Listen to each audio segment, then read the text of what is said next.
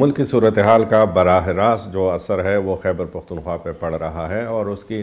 واضح وجہ یہی ہے کہ ملک میں اس وقت جو واحد اپوزیشن جماعت ہے وہ تحریک انصاف کی ہے، اور دوسرا یہ کہ تحریک انصاف کی حکومت بھی خیبر پختونخوا میں ہے، تو اس لیے جو بھی کچھ واقعات ہوتے ہیں تو اس کا کہیں نہ کہیں اثر جو ہے وہ خیبر پختونخوا پر پڑتا ہے۔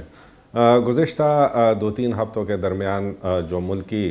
منظرنامے پہ واقعات رونما ہوئے تو اس کے اثرات خیبر پختونخوا پر بڑے گہرے مرتب ہو رہے ہیں، اور خاص کر جو تحریک انصاف کی صوبائی حکومت ہے اور وزیر اعلیٰ سہیل اپریدی ہے۔ میں ذکر کروں گا سب سے جو پہلے کا واقعہ ہے کہ گزشتہ 2-3 ہفتوں سے سہیل اپریدی پر مسلسل گورنر راج کی تلوار لٹک رہی ہے، اور یہ کہا جا رہا ہے کہ خیبر پختونخوا میں امن و امان کی صورتحال جو ہے وہ گمبھیر ہے اور حکومت سنجیدہ نہیں ہے، طالبان کے ساتھ مراسم بھی بتائے جا رہے ہیں۔ تو اب بھی وہ جو ہے ایک تلوار کا جو لٹکنا تھا وہ جاری تھا کہ ایسے میں جو تحریک انصاف والے تھے جو اڈیالہ میں ہر ہفتے خان کی رہائی کے لیے جو احتجاج کر رہے تھے، اور وزیر اعلیٰ سہیل اپریدی بھی اس میں شریک میں، تو اس میں جو ایک اور پوائنٹ سامنے آیا کہ جو ہے اس احتجاج کی وجہ سے، چونکہ اڈیالہ نزدیک ہے خیبر پختونخوا کے قریب اور اسلام آباد کے قریب، تو یہ بھی بات سامنے آئی ہے کہ جو بانی تحریک انصاف ہے ان کو منتقل کیا جائے کسی اور جیل میں، تاکہ جو ایکسیس ہو خیبر پختونخوا سے وہ آسانی سے نہ ہو۔ تو یہ ایک دوسری بڑی پریشانی ہے خیبر پختونخوا میں تحریک انصاف کے لیے، اور ساتھ ساتھ جو ہے وہ سہیل اپریدی کے لیے، کیونکہ اسے ایک مینڈیٹ پر سہیل اپریدی نے وزیر اعلیٰ کا چارج لیا تھا کہ ان کو یہ ذمہ داری دی گئی تھی کہ وہ بانی کی رہائی کے لیے جو ہے وہ سنجیدہ کوششیں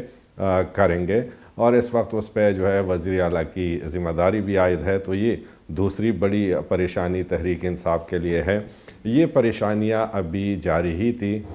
کہ جو فیصلہ آیا ہے جو فوجی عدالت کا، اور اس میں جو جنرل فیض حمید صاحب تھے جو کہ فارمر DGI تھے، اور یہ بھی ڈھکی چھپی بات نہیں تھی کہ وہ جو ہے بانی تحریک انصاف کے خاص الخاص جنرل تھے، اور اس فیصلے میں جو چیزیں سامنے آئی ہے تو اس نے خیبر پختونخوا میں تحریک انصاف کو اور وزیر اعلیٰ خیبر پختونخوا کو جو ہے وہ مزید پریشانیوں سے دوچار کیا ہوا ہے، اور اس میں جو ان پر الزامات ثابت کرائے گئے ہیں اور جو فیصلہ آیا ہوا ہے اس میں ایک یہ ہے کہ وہ آفیشل سیکرٹ ایکٹ کی جو ہے اس نے خلاف ورزی کی ہے، اور دوسرا اس پہ جو واضح ہے کہ انہوں نے سیاسی سرگرمیوں میں حصہ لیا ہے۔ اب جو سیاسی سرگرمیوں میں حصہ لیا ہوا ہے وہ تو سب کو پتہ ہے کہ 2018 کے انتخابات میں جنرل فیض حمید کا رول کیا تھا تحریک انصاف کے لیے۔ بار بار بانی PTI بھی یہ اظہار کر چکے ہیں کہ ان کو جو ہے جنرل فیض حمید صاحب سے کس طرح کے تعلقات ہیں۔ دوسرا یہ کہ اس فیصلے میں جو ایک اور چیز سامنے آئی ہے، اس میں کہا گیا ہے کہ اس کی تحقیقات کی جا رہی ہے کہ جنرل فیض حمید صاحب جو تھے انہوں نے ملک میں سیاسی عدم استحکام پیدا کرنے کی جو ہے کوشش کی، یہ الزام بھی ان پر ہے، اور یہ اس میں کہا گیا ہے کہ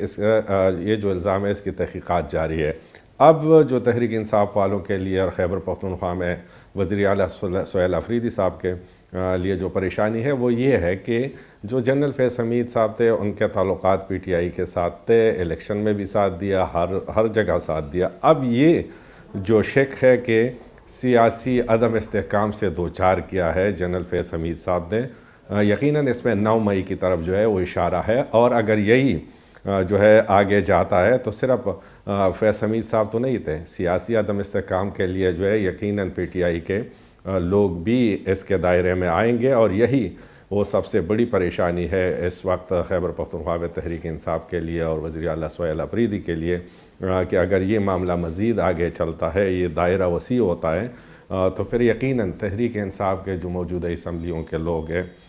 تو وہ بھی اس میں آ سکتے ہیں۔ تو آج کل جو ہے پریشانیاں بڑھ گئی ہے، اور جو وزیر اعلیٰ صاحب خیبر پختونخوا میں تحریک انصاف حکومت کی ہے، اور اس وقت بظاہر لگ یہی رہا ہے، جو کہ ہماری